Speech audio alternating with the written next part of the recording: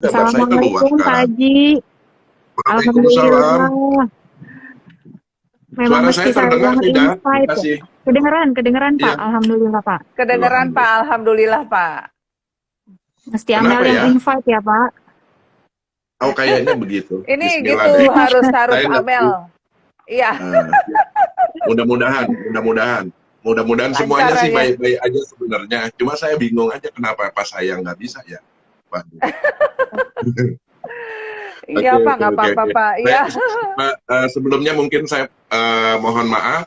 Jadi ada kendala yang memang seharusnya tidak terjadi tapi akhirnya terjadi. Ya inilah salah satu karena mungkin karena apa yang mau kita bicarakan juga digitalisasi, dia salah satu bagian dari digitalisasi. Silakan Mbak Iya. Ayu. Ini salah satu test case ya Pak, kalau ada Iya. kendala ya Pak ya. Iya. Langsung ya. Oke, baik. Assalamualaikum warahmatullahi wabarakatuh. Salam sejahtera untuk kita semua. Om Swastiastu, Namo Buddhaya. Terima kasih saya ucapkan kepada Sobat Propami yang sudah bergabung pada sore ini dalam serial Talkshow keempat dari rangkaian Talkshow sebelumnya. Semoga Talkshow ini bermanfaat dan bisa menjadi referensi informasi bagi Sobat Propami semua.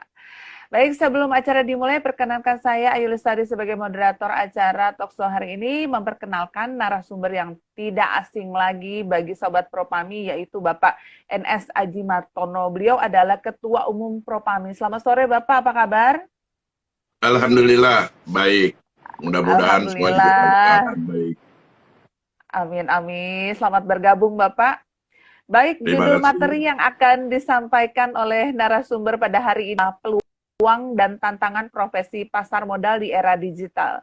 Kita ketahui pesatnya perkembangan digitalisasi di semua lini mendorong masyarakat untuk beradaptasi ya dengan perkembangan teknologi. Hal ini menjadi tantangan tersendiri dan sekaligus menjadi opportunity bagi profesional khususnya di pasar modal. Baik, sebelum acara dimulai, izinkan saya untuk membacakan CV narasumber Bapak Aji Martono. Bapak Aji Martono saat ini menjabat sebagai Ketua Umum Propami. Kesehariannya beliau berkarir sebagai Direktur Utama PT Capital Bridge Securities sejak tahun 1989. Lalu Pak Aji ini juga berkarir di pasar modal dan aktif di berbagai organisasi profesi di lingkungan pasar modal. Selain pendidikan formal yang diperoleh di bidang akuntansi dan hukum, juga mengikuti profesi yang tersertifikasi antara lain RFC, CSA, CES, CRA, CRP, yang dikeluarkan oleh Lembaga Sertifikasi Profesi yang terdaftar di Badan Nasional Sertifikasi Profesi BNSP, juga sebagai asesor di LSP Pasar Modal. Ini juga mempunyai berbagai aktivitas organisasi yang luas dan di industri pasar modal. Yang bersangkutan pernah menjadi Bendara Umum Asosiasi Analis Efek Indonesia AAEI, Ketua Umum Asosiasi Wakil Perantara Pedagang Efek Indonesia atau AWPPEI, dan saat ini sebagai Ketua Umum Propami. Sebagai organisator yang mumpuni, Pak Aji juga mempunyai visi dan misi menjadikan Propami sebagai wadah bagi pengembangan dan edukasi berkelanjutan bagi anggota dan bermanfaat bagi industri, khususnya di pasar modal ya Pak ya. Oke, baik, selanjutnya tanpa basa-basi lagi kita sambut pemaparan dari narasumber kita Bapak Aji Martono. Kami persilakan Bapak. Baik, terima kasih Mbak Ayu sebagai moderator. Sebelumnya mungkin saya mohon maaf dengan adanya kemunduran teknologi karena tadi agak nyangkut-nyangkut entah di mana gitu kan. Kalau ada lagunya enak entah di mana gitu ya. Ya sebelumnya ya, mungkin Pak, tadi saya nyayangin Pak. Ya, dari apa yang tadi udah dipaparkan sama Mbak Ayu ya, di mana ada kemajuan teknologi ini memang pada akhirnya memacu kita untuk bagaimana kita juga harus ikut di alur itu. Kemajuan teknologi juga akhirnya memacu perkembangan ekonomi di dunia. Terus masuknya perkembangan ekonomi digital juga, yang inilah yang akhirnya memberikan dampak positif bagi kita semua, juga akhirnya bagi kemajuan pasar modal Indonesia. Kita sadari bahwa saat ini dari era sebelumnya, saya mungkin dari zaman bahla jadul saat pasar modal masih rebutan untuk menyatatkan ordernya di equity market, masih ada lantai bursa, itu masih di kebun sirih, itu kita rebutan untuk memberikan order beli maupun order jual, terus akhirnya beralih pelan-pelan, akhirnya menjadi semi digital, yaitu hanya orang bisa melihat harga beli dan jual dari jarak jauh. Tapi by order masih tetap harus ditulis di papan harga. Dan terus berkembang, akhirnya sudah tidak pakai ditulis, tapi sudah komputerisasi. Semua udah jarak jauh, udah komputerisasi, tapi belum online. Jadi semuanya masih terpusat di securities company, di perusahaan sekuritas untuk melakukan order, dan dealer itu memasukkan order beli maupun jualnya kepada atas order nasabah. Dan berkembangnya terus, akhirnya sekarang sudah online, sudah semuanya, bahkan sampai scriptless untuk sahamnya, kita udah nggak pernah lihat mana ini sahamnya, karena sudah ada udah scriptless, sudah dicatat langsung setiap pemilik saham yang beli hari ini, malamnya itu sudah menjadi pemegang saham-saham yang dia beli. Kalau dulu harus masuk ke biro administrasi efek dulu atau harus dibalik nama dulu. Tapi sekarang sudah semuanya sudah digital, sudah ini, dan yang paling dahsyat adalah perdagangan ini sudah berbasis elektronik, ya sudah menggunakan aplikasi, sehingga peran daripada marketing, dealer, dan lain sebagainya ini makin mengecil. Ya kan? Termasuk yang kini menjadi tren, yaitu adalah layanan fintech atau aplikasi mobile yang dilakukan oleh perusahaan-perusahaan efek, sehingga ini memudahkan masyarakat investor di mana saja, kapan saja, bukan kapan saja, di mana saja maksudnya, karena perdagangan saham itu kan ada waktunya ya, jam 9 sampai jam setengah 12, terus dimulai lagi setengah 2 sampai jam 3 kali ini, karena masih belum ada perubahan hingga jam 4 kembali.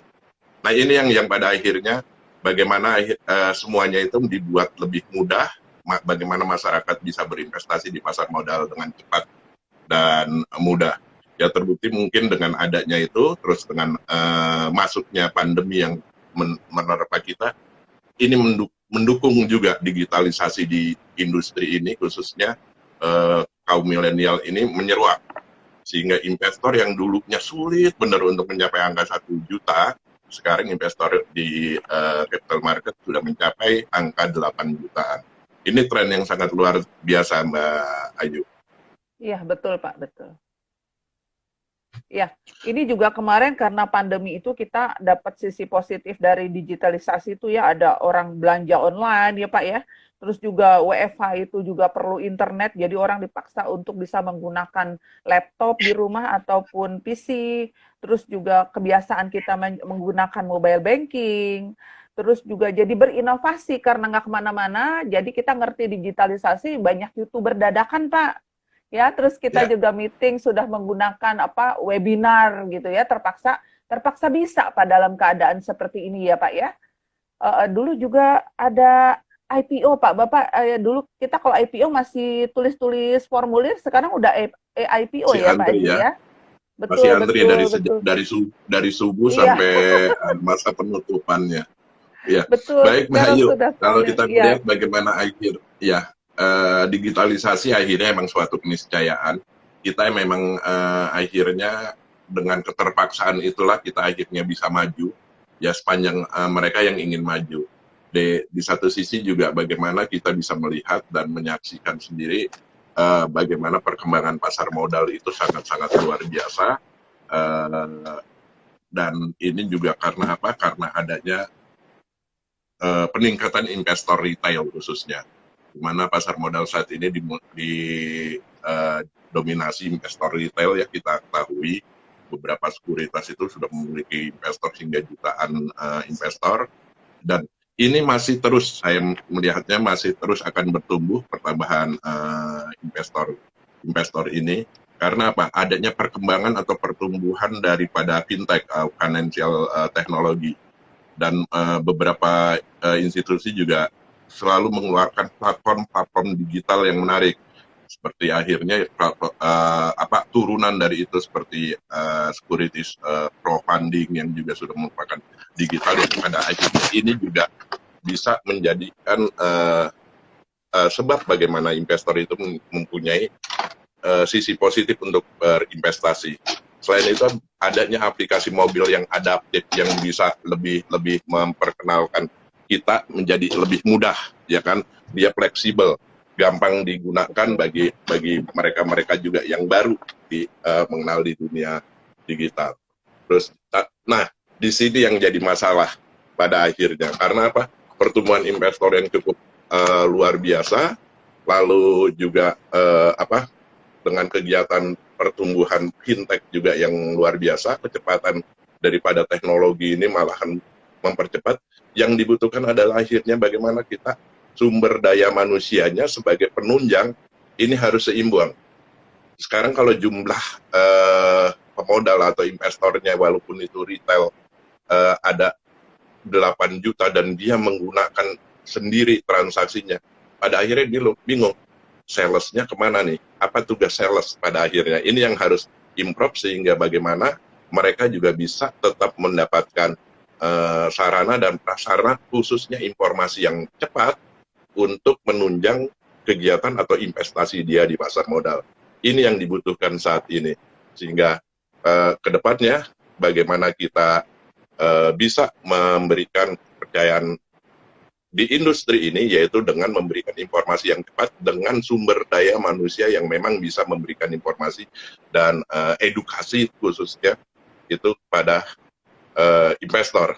Inilah akhirnya bagaimana kita menjadikan proses transformasi bisnis dari yang zaman bahla menjadi zaman digitalisasi ini juga harus disegerakan dari sisi sumber daya manusianya. Itu Mbak Ayu yang mungkin yang bisa disarikan. Iya. Selain juga nanti akan terlihat tantangan dari digitalisasinya itu sendiri. Iya, betul Pak. Ini SDM jadi punya apa ya? Titik beratnya di kompetensi di SDM-nya masing-masing ya Pak ya. Betul. Ya, Bapak kalau ini kita sambil ngelihat jalan memang sudah pada akhirnya, ya. Ada pertanyaan Mbak, Pak kenapa? sambil jalan boleh Pak? Boleh.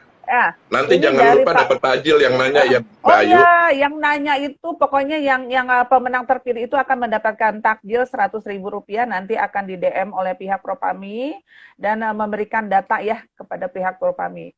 Oke, ini yang pertanyaan pertama ini dari Muslim Hasan Birga. Dengan digitalisasi banyak perusahaan efek membuat program member get member. Apa ini tidak melanggar ketentuan OJK? Bagaimana Pak? Ya, baik. Ini pemanis-pemanis yang memang akhirnya dibuat oleh beberapa sekuritas sebagai anggota bursa.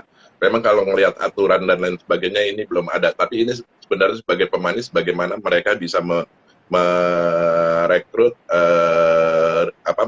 retail investor itu jadi lebih atraktif. Jadi bukan akhirnya member get membernya ini sepanjang dia memang sudah terarah dengan menggunakan platform yang tersedia di sekuritasnya tersebut. So pasti apa yang dilakukan itu juga harus mendapatkan restu dan izin dari otoritas jasa keuangan. Tidak bisa mereka mengeluarkan aturan sendiri tanpa ada restu atau izin dari otoritas jasa keuangan. Kalau misalnya memang OJK itu tidak menjadikan ini sebagai barang tabu atau emang bisa, ya itu nggak jadi masalah gitu kan. Itu dianggaplah itu sebagai bonus atau sebagai insentif untuk investor yang bisa merekrut temannya menjadi investor di sekuritas itu sendiri. Itu ya modelingnya sih cuma gitu. Jadi memang sekuritasnya harus mempunyai cadangan dana untuk memberikan insentif atau bonus tersebut untuk kegiatan member get member tersebut.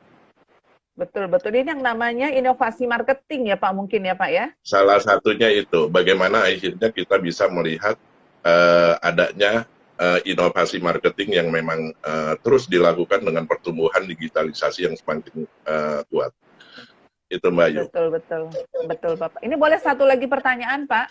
Silakan Mbak. Ini dari PNYKKK. Dalam kemajuan teknologi diimbangi pula dengan pertumbuhan investor.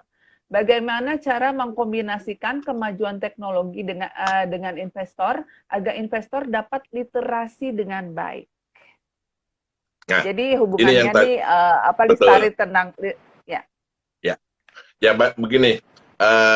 Mungkin ini yang tadi juga saya sebutkan, bagaimana ada keseimbangan antara kita sebagai pemilik izin, ya kan, biar bagaimanapun investor itu langsung melakukan aktivitas perdagangannya di lantai bursa saat ini karena online, di mana saja dia berada, ya kan, baik di mobil, baik di tol, baik di Papua, baik di Sumatera, itu bisa dilakukan sesuai dengan jam perdagangannya untuk melakukan transaksi.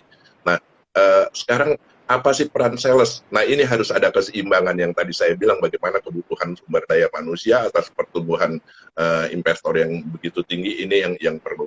Sehingga yang pertama adalah ini sebuah tantangan, yaitu ya ada perlunya kepemimpinan yang baik, yaitu adanya leadership yang baik untuk memenuhi kapasitas tersebut.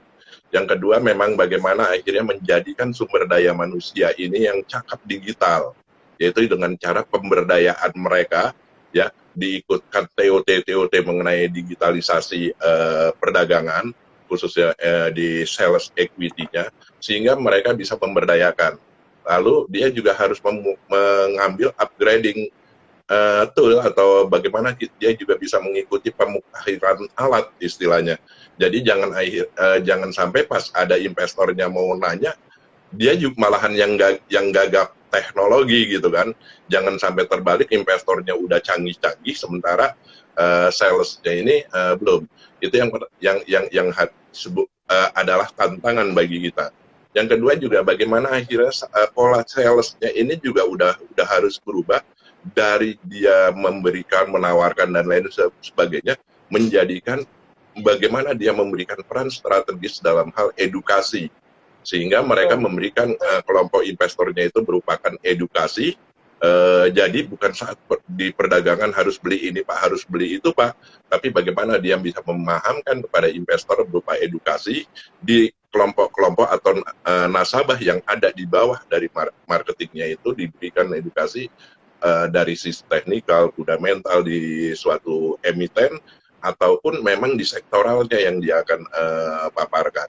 Dan kolaborasi antara sales dan analis ini juga harus, sehingga ini yang memungkinkan sales tersebut juga masih bisa selamat di era digitalisasi dengan bukan akhirnya hanya diam-diam aja nanti investornya juga transaksi, tapi dia harus ada pemacu bagaimana investor itu juga bisa melakukan transaksi. Yang pasti bagaimana menjadikan mereka bertransaksi dan memperoleh capital gain setidaknya, atau bagaimana yang berorientasi ke dividend yield di suatu saham ini bisa diperoleh oleh investor. Itu mungkin Mbak ya. Iya, betul. Ini jadi memang kompetensi SDM-nya itu wajib ya Pak ya, is emas ya Pak ya. Terus juga SDM-nya juga harus bisa menyampaikan literasi, jadi dia harus bisa mampu menguasai platform yang akan dia istilahnya dia jual ya Pak ya, semuanya sistemnya, dan benar-benar cakap digitalisasi gitu. Betul, baik Bapak, betul. Ini bisa dilanjutkan Bapak ya. Ada, silakan. Ada lagi yang bertanya mungkin sebelum Oke. Ada, kalau kita melihat ada ya? Ada, tapi tidak yang berkaitan dengan digital nih Pak. Mengenai pom-pom itu kan, ini jadi ini pertanyaannya sih, kalau saya rasa ini tidak langsung berkaitan dengan digital ya. Ini jadi pertanyaannya, marak sekali aktivitas pom-pom saham di medsos. Bagaimana tanggapan Bapak terkait legal dan lisensinya? Ya, baik. Nah, ini baik. Kalau udah bilang begini, ini udah lari di profesi sesuai dengan apa? Peluang dan tantangan dari profesi pasar modal. Pom-pom itu sebenarnya bukan profesi pasar modal, tapi dia adalah gula-gula pasar modal. Kenapa saya bilang gula-gula pasar modal? Ya, orang kalau kebanyakan manis, akhirnya kena diabetes, akhirnya potong kaki, potong tangan. Nah, ini yang pada akhirnya kita harus hindari apa yang diinginkan oleh pom-pom ini. Kita harus bisa membedakan mana pesan yang diberikan oleh analis dan mana pesan yang diberikan oleh pom-pom. Pom-pom itu hanya mengumpulkan sekumpulan, jadi akhirnya dia buat satu rumor, dan tinggal bagaimana kita sebagai investor bisa memanfaatkan ini. Buy on rumor, sell on fact, sehingga pas waktu faktanya segala itu malahan biasanya hancur lebur dan ditinggalkan kembali. Yang pasti, kalau kita udah bicara profesi, kita udah harus bisa hindari, dan itu tidak ada pom-pom itu yang legal istilahnya. Tapi pada akhirnya bagaimana kita juga bisa menyikapi semuanya itu harus memperoleh izin kalau untuk dari sisi profesi. Dia sebagai broker atau sebagai dealer di suatu sekuritas itu harus ada izin yang dikeluarkan oleh otoritas jasa keuangan, dari security sales-nya juga ya, sales-nya juga harus mempunyai izin, sampai ada izin tambahan yaitu wakil perantara pedagang efek pemasaran maupun wakil pedagang efek pemasaran terbatas. Juga untuk penjamin juga kita tahu sendiri di izinnya juga harus keluar. Terus manajer investasi, izin MI juga dikeluarkan oleh OJK, penasehat investasi juga. Nah ini yang agak ini, kita harus membedakan mana penasehat investasi dan pom-pom, karena penasehat investasi juga harus memperoleh izin dari otoritas jasa keuangan. Yang marak bahkan ada investasi syariah gitu yang ada di pasar modal saat ini. Ini pun ada izinnya yang namanya ahli syariah pasar modal. Jadi sebenarnya dari sisi perizinan ini sudah ada, mereka harus mempunyai lisensi itu. Nah mungkin jadi satu pertanyaan kita bersama, apakah izin-izin tersebut sudah bisa menyerap pasar?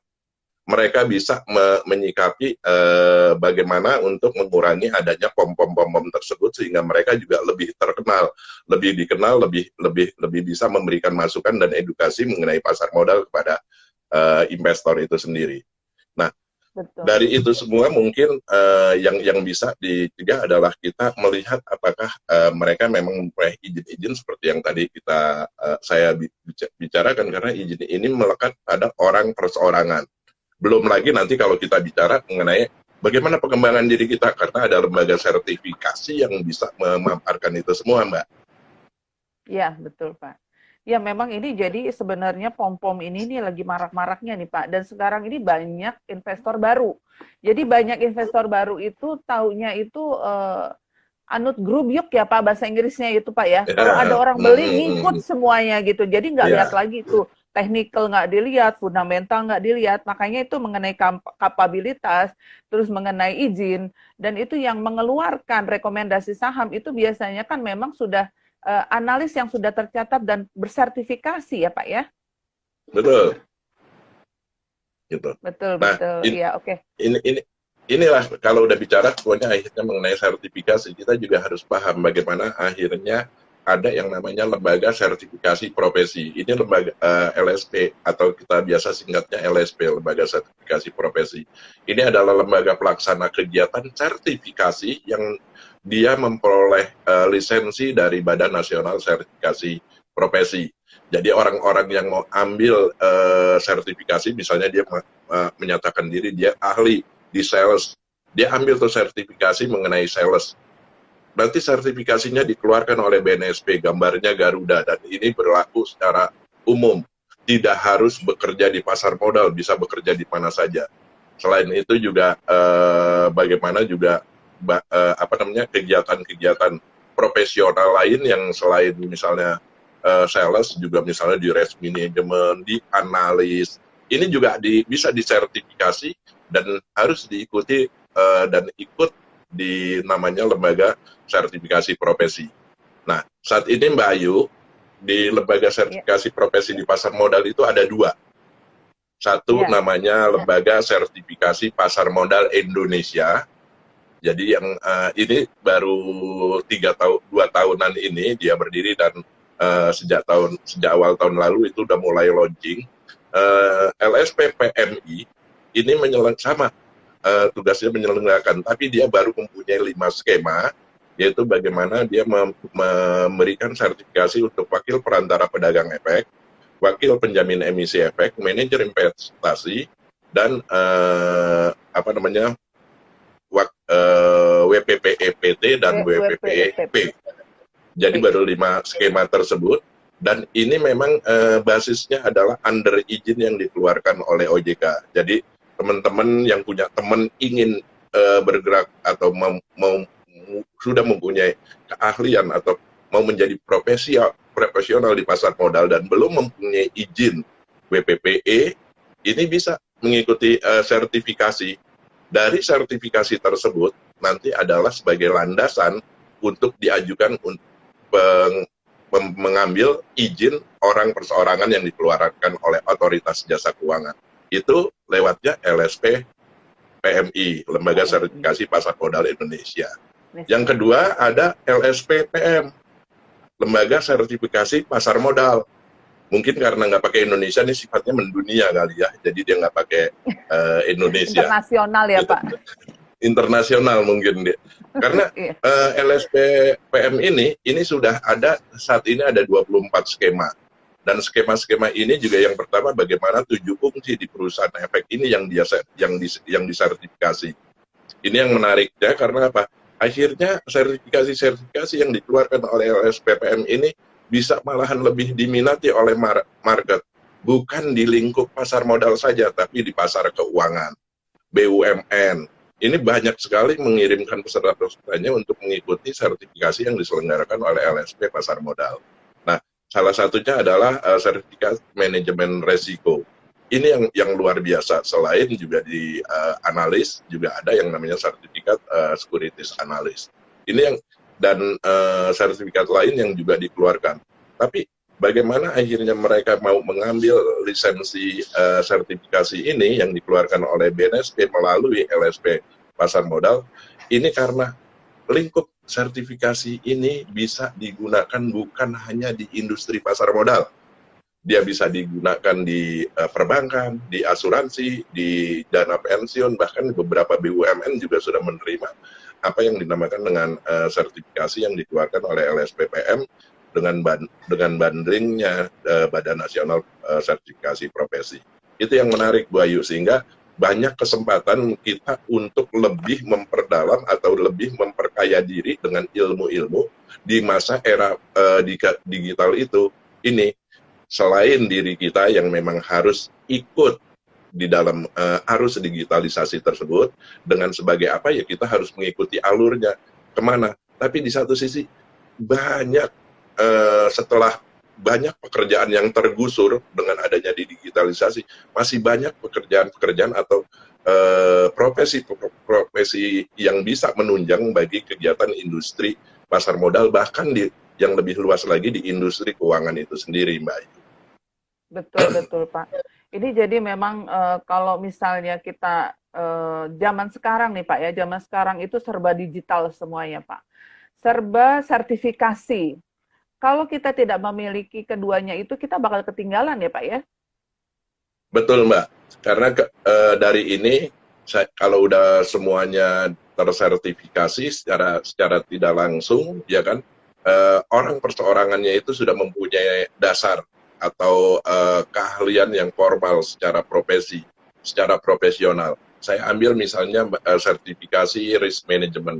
Dia sudah mempunyai sertifikasi ini, sehingga beberapa lembaga atau institusi yang membutuhkan untuk risk management yang saat ini dibutuhkan karena faktor kehati-hatian dan lain sebagainya, sehingga peran daripada risk management ini di hampir semua perusahaan ini sangat-sangat penting.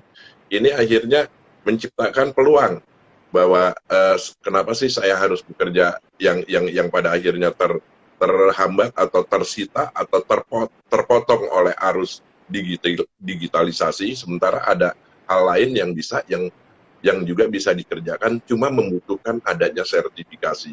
Sehingga ini yang membuat kepercayaan diri kita semakin tinggi, dan kepercayaan sebagai pemegang modal atau pemilik perusahaan juga bisa lebih bertambah untuk menjadikan kita sebagai karyawan atau bekerja di suatu industri. Iya, Bapak. Ini Pak, ada pertanyaan sebenarnya dari saya nih Pak. Okay. Sebenarnya kiat-kiat apa dapat aja takjil Pak dong. yang harus... oh ya, saya dapat takjil Pak, benar. Please ya, tolong admin takjil, nama saya dicatat. Siap. Ini, Pak, nanti saya instruksikan sebagai ketua umum, saya instruksikan. Pakai memo ya Pak. Siap. Iya nih Pak, kiat-kiat nih Pak, kiat-kiat sebagai profesional zaman sekarang itu kan persaingan kita juga sama anak yang muda-muda nih Pak. Mereka yang melek lebih visioner, lebih melek dunia digital gitu. Bagi kita yang senior-senior gini ini kan banyak yang bukan yang nggak mau ya, malas untuk belajar mengenai teknologi nih Pak. Nah ini sebenarnya kiat-kiat untuk mereka bisa sadar teknologi itu gimana ya Pak? Ya, ini menarik dan menggelitik, Mbak. Menariknya karena apa, Mbak? Suka tidak suka, ya teknologi akhirnya terutama digitalisasi itu suatu keniscayaan. Betul. Kita mau bagaimanapun pada akhirnya, misalnya orang, saya selamanya tidak mau pakai Facebook, saya selamanya nggak mau pakai WA, tapi karena akhirnya industri mengejar itu, akhirnya mereka melihat itu. Bagaimana akhirnya kita menjual dengan mudah, menggunakan sarana teknologi, pas sampai di rumah, Dek, aku mau beli soto, ya udah pakai aja, beli aja lewat Shopee, beli aja lewat GoPay, beli aja lewat GrabFood.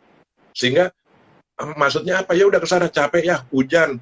Sehingga bagaimana mendekatkan yang jauh, ini bisa terproses secara instan, kita tidak perlu kemana-mana dan tidak perlu ada di mana-mana, itu semua datang.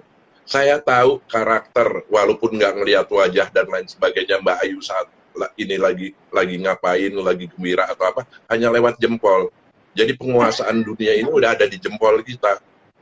Saya sedikit melucu, tiba-tiba Mbak Ayu di WA tulis WK. Waduh, Mbak Ayu seneng nih kan gitu. Jadi dari emoticon ya Pak ya? Sini aja udah ada, ya dari situ sudah terlihat bagaimana akhirnya kita bisa mendekatkan segala sesuatu yang jauh, kita bisa mempermudah segala sesuatu yang sulit, dan akhirnya semuanya bisa lebih efisien dan lebih murah, sepanjang kita mau bijak. Nah, kayak saya, kayak Mbak Ayu misalnya, udah males nih belajar. Suka tidak suka, kita pasti harus mengikuti alur itu. Kalau tidak, ya udah. Akhirnya katanya, kalau kata anak zaman mau, kita ke laut aja deh loh, gitu kan. Ya, karena suka tidak suka, kita harus ngikut. Udah pulang malam, tidak punya kendaraan dan lain sebagainya, nggak punya aplikasi pula, bagaimana kita nyari taksi, hari gini masih nyari taksi, kan susah gitu kan, sehingga mau nggak mau, maksudnya apa, buat Pak nih, punya handphonenya mana, dikasih tahu sama anak muda, mau nggak mau dia pakai, pulang sampai rumah tuh orang tua tersebut, loh Pak, tadi mobil kantor bukan, itu taksi katanya, cuma pakai aplikasi taksinya, padahal itu udah 10 tahun yang lalu ada gitu, tapi Bapak itu dengan bangganya, mau nggak mau, karena mau daripada dia nggak pulang, mau deh akhirnya pakai aplikasi tersebut. Itu yang terjadi, sehingga bagaimana akhirnya teknologi terus mendorong kebutuhan kita sebagai manusia untuk terus mengikuti, termasuk juga bagaimana dari sisi perdagangan efek, inovasi-inovasi yang dilakukan oleh sekuritas dan anak-anak muda saat ini mengenai perdagangan dan securities, khususnya di securities ya, karena produk-produk pasar modal itu banyak, bukan hanya di equity, tapi masih banyak ada sukuk dan lain sebagainya. Ini yang mungkin juga pada akhirnya bisa diinovasi sehingga ragam dari produk tersebut juga bisa dinikmati dengan mudah dan dengan akses yang cukup cepat. Itu Mbak Ayu. Mudah-mudahan kita termasuk orang yang mau mengikuti teknologi tersebut, Mbak Ayu. Saya masih muda, Pak. Oh iya. Tadi yang milenial itu. Jadi saya nggak boleh ngajak, saya nggak boleh ngajak. Saya udah KPU, kepala penuh uban. Betul, Pak. Ya, kepala penuh uban. Iya. Iya Bapak, ini jadinya sebenarnya memanfaatkan apa? Tadi saya ambil kesimpulan dari yang barusan Bapak jelaskan. Jadi satu, memanfaatkan sarana digital itu bisa untuk mencari peluang bisnis ya Pak ya. Yang pertama ya. Betul. Yang kedua, ini teknologi memudahkan yang jauh dari dekat, yang tadinya sulit dicari jadi dapet, yang tadinya hilang bisa ketemu di medsos ya Pak ya. Terus juga mendorong inovasi Pak. Jadi orang kebanyakan sekarang jualan homemade di rumah, bisalah dia jual secara digital lewat medsos, lewat masuk aplikasi, semuanya. Sebenarnya ini peluang ya Pak ya? Ya, itulah peluang daripada digitalisasi yang perlu pada akhirnya kita adopt juga di dunia kita, di dunia pasar modal, sehingga ini yang juga bisa memudahkan yang selama ini harus dilakukan, harus ketemu orangnya dulu, harus cerita ini dulu, bisa digunakan sarana digitalisasi itu dengan baik, sehingga yaitu tadi yang Mbak bilang, yang jauh-jauh jadi akhirnya jadi dekat. Betul, tapi bahaya juga ya Pak ya? Bisa ya? Jauh-jauh dari dekat. Bahaya ya? Kalau ada simpangan-simpangan yang lainnya bahaya Mbak. Terutama itu Mbak, bisa terjadi sesuatu hal yang memang tidak diharapkan, karena yang lama itu memorinya bisa terkenal mengenang kembali dan akhirnya Oke. terjadilah kegiatan-kegiatan yang tidak diinginkan gara-gara digital tersebut.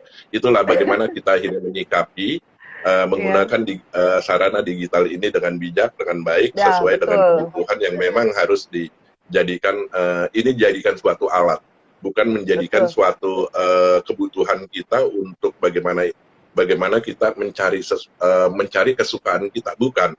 Tapi bagaimana ini bisa menjadikan alat bagi kebutuhan kita untuk mencapai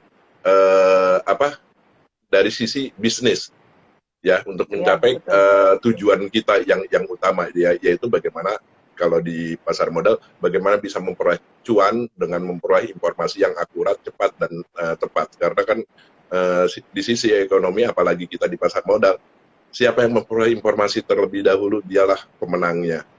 Gitu kan, sehingga yang kedua yang di belakangnya informasinya dapat juga, cuma belakangan, tapi yang duluan udah pasti tinggal cuan-cuannya doang yang akan dia peroleh.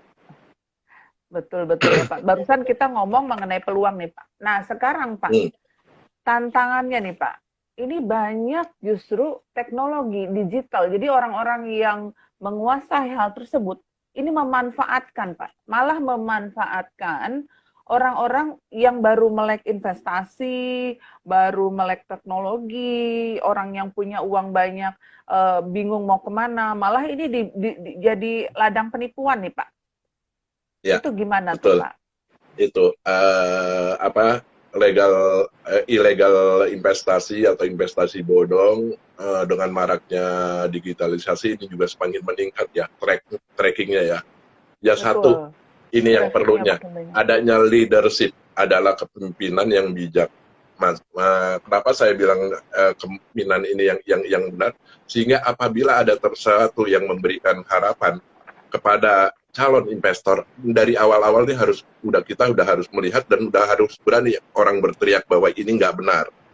Jangan akhirnya udah menjadi gunung dahulu, baru akhirnya dipapat. Nah, kalau udah dipapras setelah jadi gunung, baru yang menyatakan, padahal dulu saya pernah ngomong tuh itu nggak benar. Ini jangan, waktu dia bilang itu nggak benar, harus berani dia terus katakan, sehingga masyarakat juga sadar.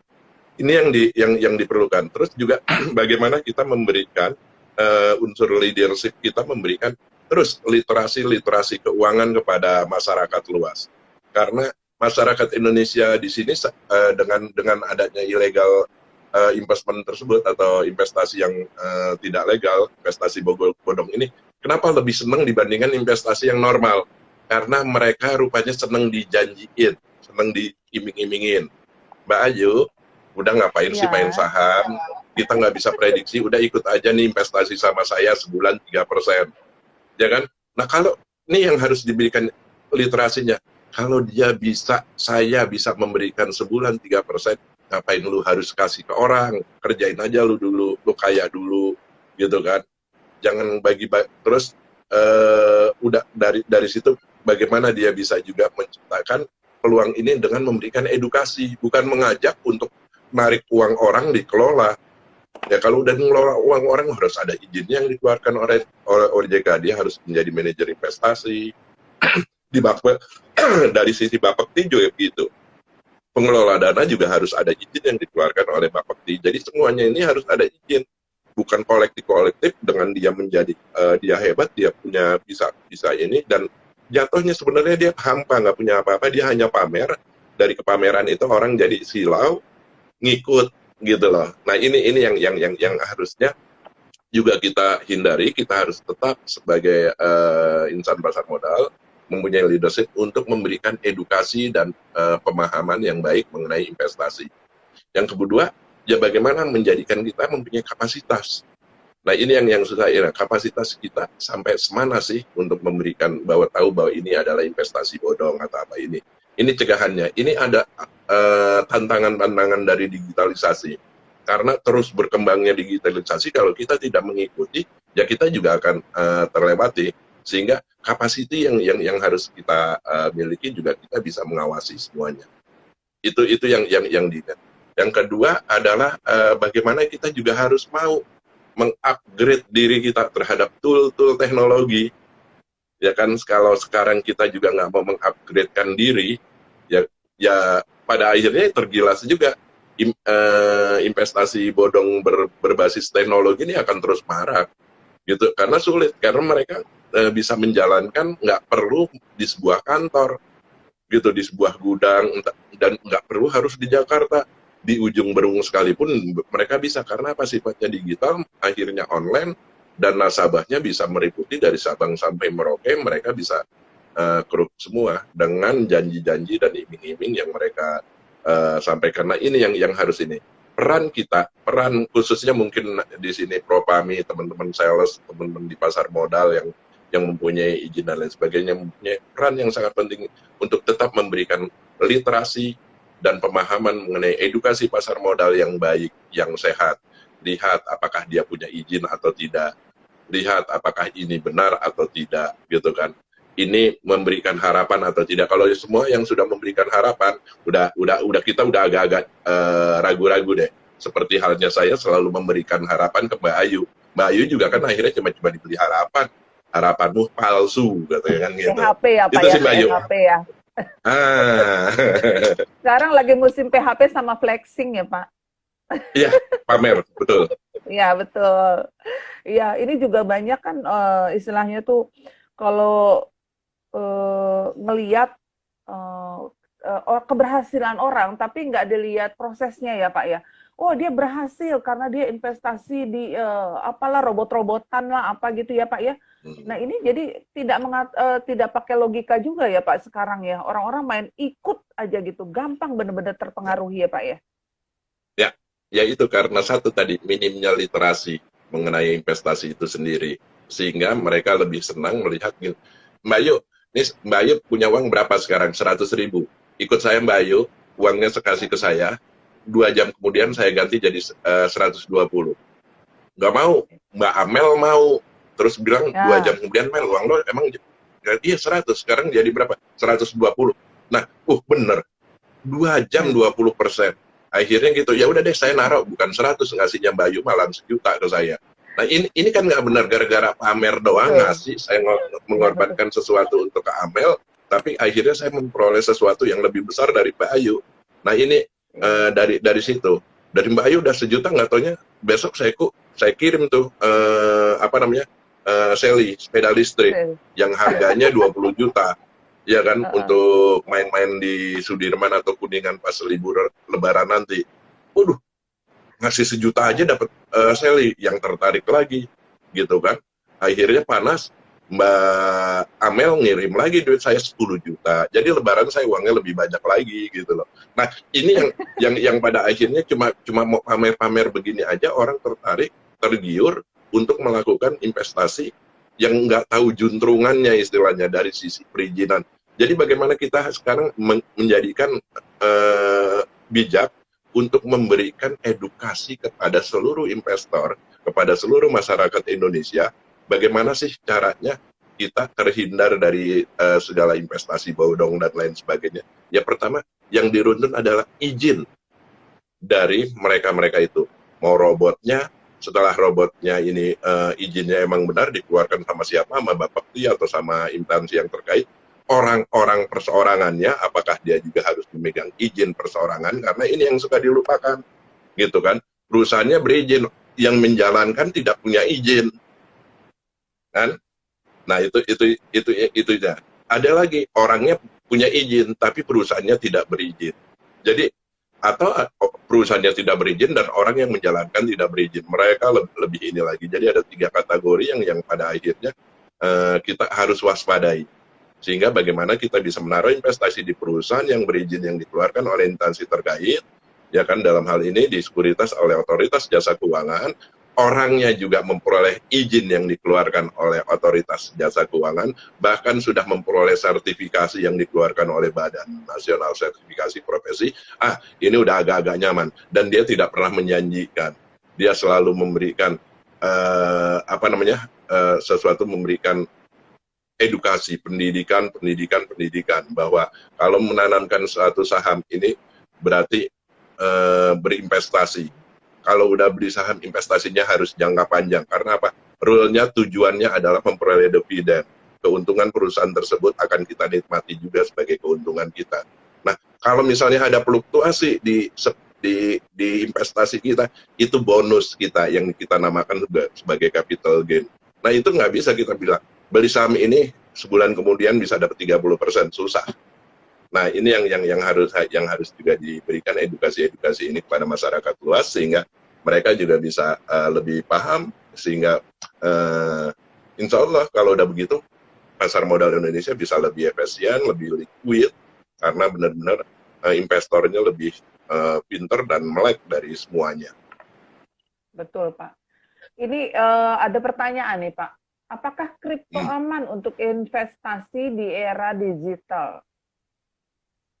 Ya kalau kita ngelihat gini, kalau namanya investasi kita mau bilang aman dan lain sebagainya, balik lagi tinggal bagaimana kebutuhan kita. Tapi kalau di sini adalah kripto yang dinikan, yang dijadikan sandaran investasi, kita melihat dulu kriptonya ini kripto yang mana dulu, karena posisinya banyak akhirnya orang mengeluarkan produk-produk kripto, sementara tujuan dan lain sebagainya nggak ada. Nah di sini yang pada akhirnya menjadikan produk-produk ini beragam sehingga orang juga pada akhirnya ada kejenuhan. Pas ada kejenuhan harganya jatuh, mereka ikut jatuh, akhirnya bilang nanti ditipu dan lain sebagainya. Padahal itu adalah satu faktor resiko. Kalau saya sih lebih mengingat, udah daripada pusing-pusing ikut kripto dan lain sebagainya yang sekarang udah terlanjur marak, ada lebih baiknya mengikuti atau mengambil jalur tengah, ya kan? Sebagai umatan wasatan yang berada di tengah-tengah, ngambilnya bijak aja deh.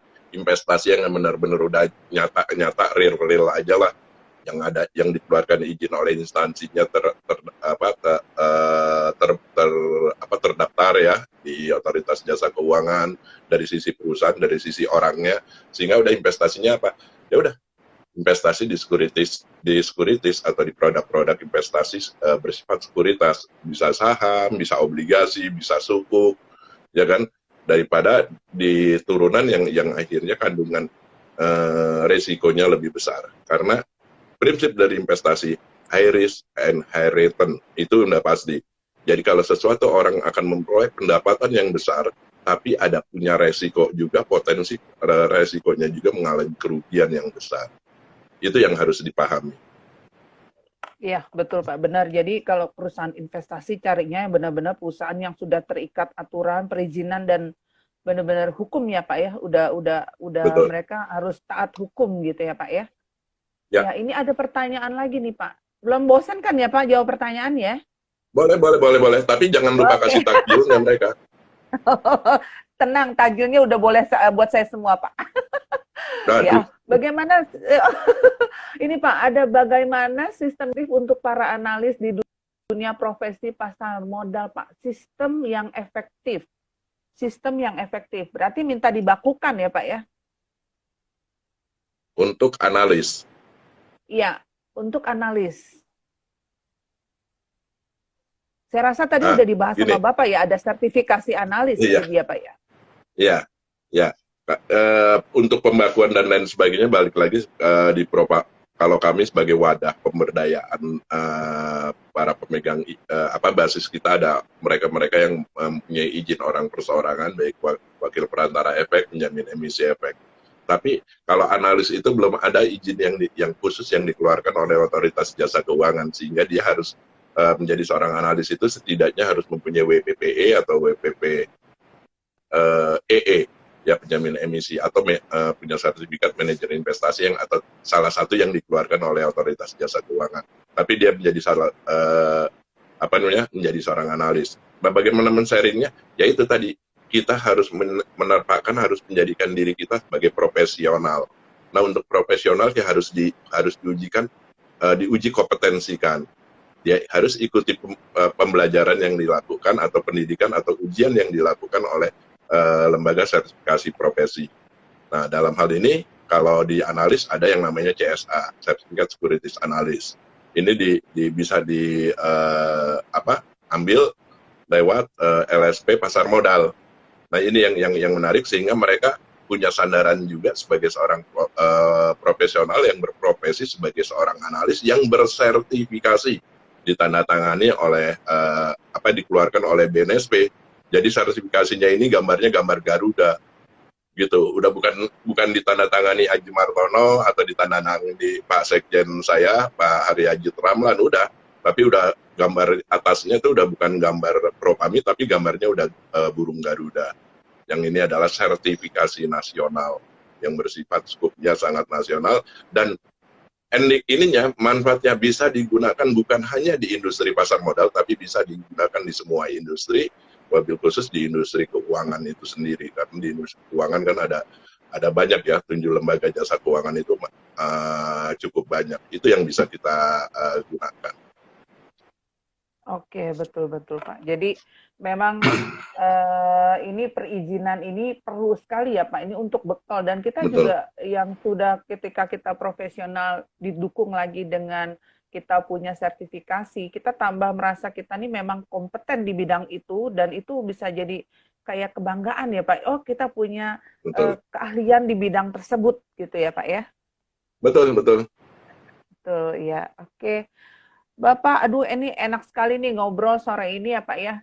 Cuman ini kita belum taraweh kan Mbak? Kok taraweh? Belum buka juga kan? Belum masih Bukan, Pak, masih ada waktu. Kita sampai buka apa sampai taraweh? Sampai subuh Pak. Aduh. Oke iya, Mbak, oke Mbak. Ini jadi memang ya, kalau untuk kita bicara mengenai digital, itu adalah bergeraknya sangat dinamis sekali Pak ya. Ketika kita nggak ngikutin ibarat roda sepeda itu terus berputarnya kan ke depan nih Pak. Kalau kita udah ketinggalan, itu berarti banyak ketinggalan kesempatan juga ya Pak ya? Betul sekali. Ya, betul. Oke, baik Bapak. Ini kita sampai di closing statement nih Pak. Kita dengan keterbatasan waktu ya. Silakan Bapak untuk menyampaikan. Karena waktu kita tadi tertunda, sekarang akhirnya jadi mundur beberapa menit bagi kita, dan akhirnya tapi nggak bisa lama-lama karena nanti yang mau beli takjil jadi nggak kesempatan nih Mbak, keburu akhirnya beduk maghrib gitu kan. Betul, nggak kebagian lontong ya acara Pak. ini juga harus disudahi juga. Saya pertama terima kasih kepada semua pihak, pada semua teman-teman, sahabat-sahabat Propami, dimanapun berada. Ya, ini adalah hari terakhir kita melakukan transaksi di lantai bursa, dan besok kita sudah libur Mbak. Ya, yang pertama mungkin saya bisa mengucapkan selamat libur panjang, karena hampir 1 minggu kita libur, dan kami pada akhirnya juga secara digital itu hanya bisa menyapa jarak jauh. Liburan, gunakan liburan itu sebaik mungkin. Jangan terlalu mengumbar-ngumbar, tetap ingat bahwa ada investasi yang harus tetap dilakukan setelah Lebaran besok. Bahwa tetap masih ada sarana atau sesuatu yang masih bisa memberikan keuntungan di habis Lebaran besok. Sehingga bagaimana akhirnya kita bisa bijak menyikapi uang kita, bagaimana kita bisa bijak menjalankan liburan kita, mudik kita, tapi dengan satu, tetap hati-hati, manfaatkan semuanya itu sebijak mungkin, sehingga kita bisa melakukan aktivitas kita kembali di pasca nanti kita libur panjang Lebaran. Ya, ending terakhir Mbak Ayu, kami selaku pengurus Perhimpunan Profesi Pasar Modal Indonesia, dengan ini mengucapkan selamat merayakan Hari Raya Idul Fitri bagi mereka yang merayakan Hari Raya Idul Fitri, dan selamat menjalankan liburan panjang Idul Fitri bagi mereka yang mau melaksanakan liburannya.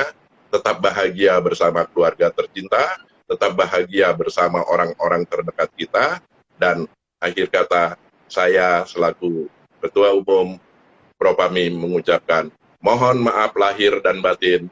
Assalamualaikum warahmatullahi wabarakatuh. Waalaikumsalam warahmatullahi wabarakatuh. Waalaikumsalam. Thank you Pak Ketum. Ya, tidak lupa ini saya umumkan pemenang takjil hari ini ya. Yang pertama @muslim Hasan Dirga, yang kedua @PNYKK, yang ketiga TAA_NTRY, yang keempat Mastolet TV, Yang kelima, Mami Wigayanti. Mohon nanti untuk membalas DM dari pihak Propami untuk distribusi hadiah. Baiklah, selesai sudah acara hari ini. Sangat menarik. Saya sampai hampir lupa waktu ya Pak, saking menariknya. Baik, sampai di sini teman-teman. Terima kasih banyak. Ya, kita harus tetap membuka diri mengenai perkembangan dunia digital dan akan membuka peluang besar-besarnya bagi kita untuk dapat berinteraksi dalam dunia global sehingga menjadikan kita bagian dari kemajuan teknologi itu sendiri. Hanya talent-talent terbaik dan kompetenlah yang sukses bertahan dalam perkembangan digitalisasi. Alhamdulillah berakhir sudah talkshow hari ini. Terima kasih kepada Bapak Aji Martono dan Sobat Propami yang sudah bergabung. Semoga materi yang disampaikan bermanfaat. Sampai jumpa di talkshow Propami berikutnya. Atas nama Propami kami mengucapkan minal aidin wal faizin. Mohon maaf lahir batin. Selamat berlibur. Wabillahi taufik wal hidayah. Wassalamualaikum warahmatullahi wabarakatuh. Terima kasih. Thank you Pak Aji, Bu Ayu. Terima kasih Mbak Mel. Terima kasih Mbak Ayu. Terima kasih semuanya. Sukses semua.